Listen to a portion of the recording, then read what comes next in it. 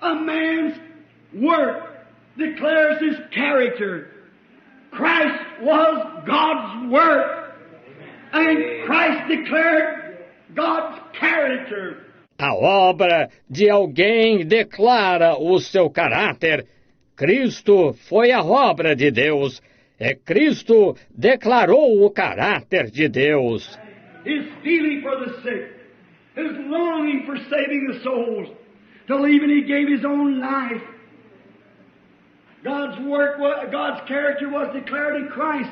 Seu sentimento pelos enfermos, seu desejo de salvar as almas, até mesmo dando sua própria vida, a obra de Deus, o caráter de Deus foi declarado em Cristo. And if you can just empty your own intellectual thoughts out and give God the right of way, He can declare His character through the work of your yielding. Amen. E se você puder simplesmente se esvaziar dos seus próprios pensamentos intelectuais e dar a Deus a preferência, Ele pode declarar o caráter dele através da obra da sua rendição. Amen. Empty up. Get the world, get your doubts out of the way. If you come to the altar to be prayed for, say, I'll go up and see if I'll get healed. God can never declare His works. Esvazie-se, tire o mundo, tire suas dúvidas do caminho. Se vier ao altar para receber oração, disser, vou lá ver se sou curado, Deus nunca pode declarar suas obras. You've got to get your own thoughts out of the way and let Him fill you. Você tem que tirar seus próprios pensamentos da frente e deixar que Ele o encha.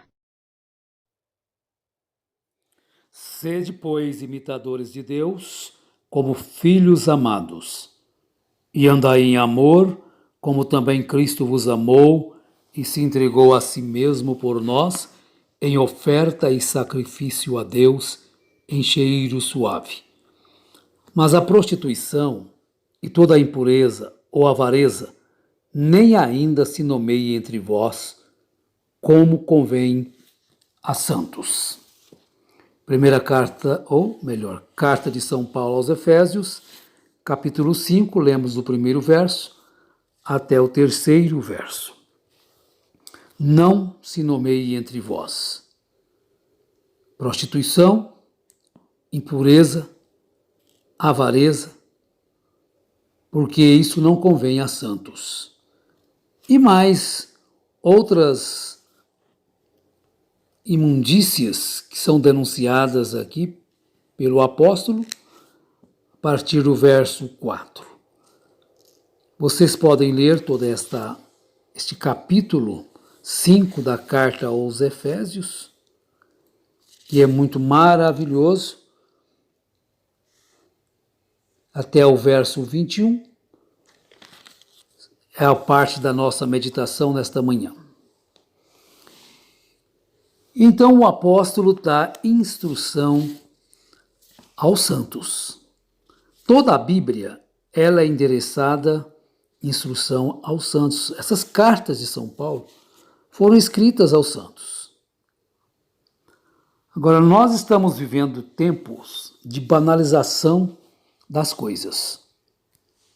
Se você olhar para as coisas lá fora do mundo, é tudo banalizado. A moral, a ética, a vergonha, tudo isso, nada isso é valorizado mais.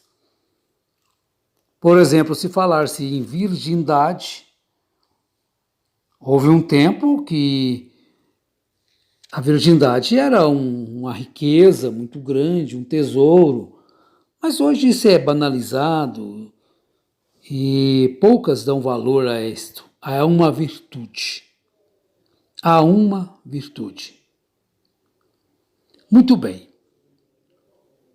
Diante de tantas coisas banalizadas, os filhos de Deus, eles brilham no mundo como astros.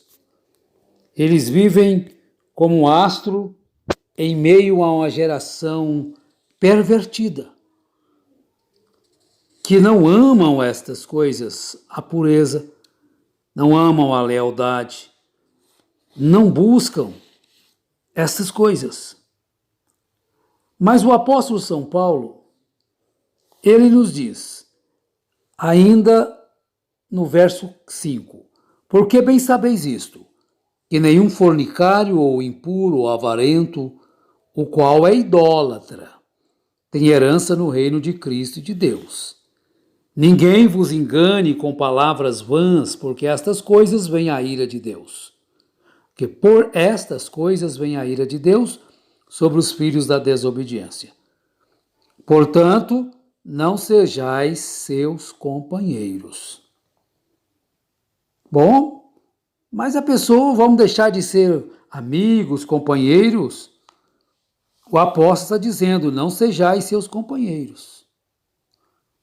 Porque se você começa a andar com certo tipos de companhia, logo você pega aquele espírito também. Mas vejamos sobre este comportamento cristão. O comportamento cristão, ele deve ser exemplar, porque o cristão é como que brilha no mundo de trevas.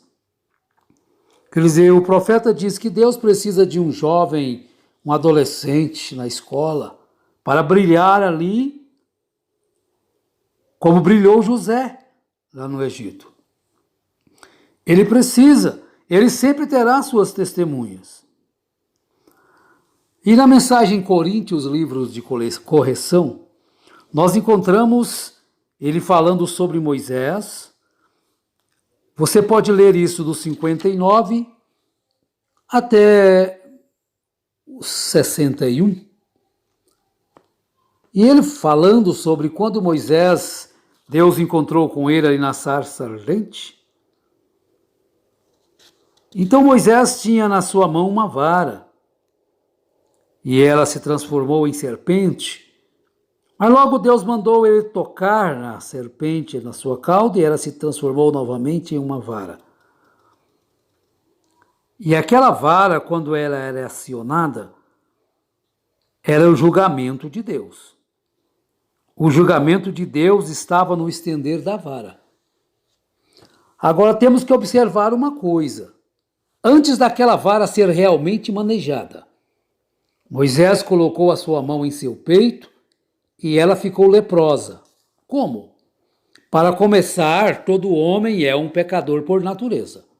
Não há nenhuma maneira quanto a isto. Você nasceu em pecado, formado em iniquidade, veio ao mundo dizendo mentiras.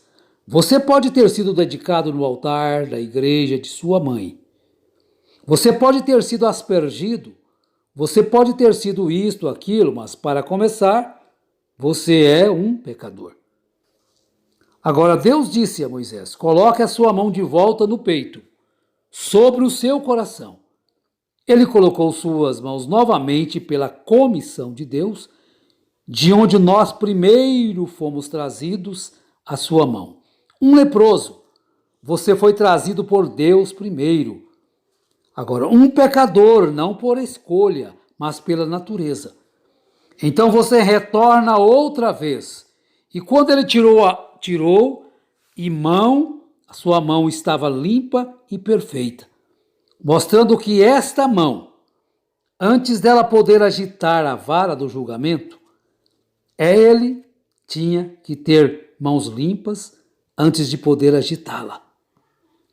E o profeta afirma, e qualquer ministro, qualquer ensinador, esta vara do julgamento, ela tem que ser agitada por mãos limpas. Por isso a gente observa aqui o que São Paulo está instruindo-nos, a igreja de Éfeso e a nós também. Vale a pena a gente repetir um pouquinho só para lembrança. Sede, pois, imitadores de Deus como filhos amados, e andai em amor, como também Cristo vos amou, e se entregou a si mesmo por nós, em oferta e sacrifício a Deus em cheiro suave. Mas a prostituição e toda a impureza ou avareza nem ainda se nomeie entre vós como convém a santos. Nem torpezas, nem parvoices, nem chocarrices, que não convém, mas antes ações de graças. Porque bem sabeis isto, que nenhum fornicário, ou impuro, ou avarento, o qual é idólatra tem herança no reino de Cristo e de Deus. Bom, ninguém vos engane. Não sejais enganados. Então, discirna o que está por trás daquela santidade. Discirna o que está por trás daquelas palavras bonitas. Discirna o que está por trás de tudo aquilo, daquela conquista, de palavras bonitas, de pregações, até pregações bonitas, eloquentes. Portanto, descubra tudo isto e não sejais companheiros, porque noutro tempo erais trevas, mas agora sois luz do Senhor. Andai como filhos da luz. Como será o comportamento de filhos da luz? Porque o fruto do Espírito está em toda bondade, justiça e verdade, aprovando o que é agradável ao Senhor. E não comuniqueis com as obras infrutuosas das trevas, mas antes condenai-a. Porque o que eles fazem em oculto, até dizê-lo, é torpe. Então, as pessoas fazem em oculto. Mas até a gente dizer aqui seria torpe o que as pessoas fazem. Fugindo totalmente da responsabilidade de alguém que deveria estar com a mão limpa. Portanto, vede prudentemente como andais, não como nécios, mas como sábios. Então é isto, meus amados irmãos, preciosos irmãos. Agora, o nosso comportamento deve ser exemplar. Não devemos banalizar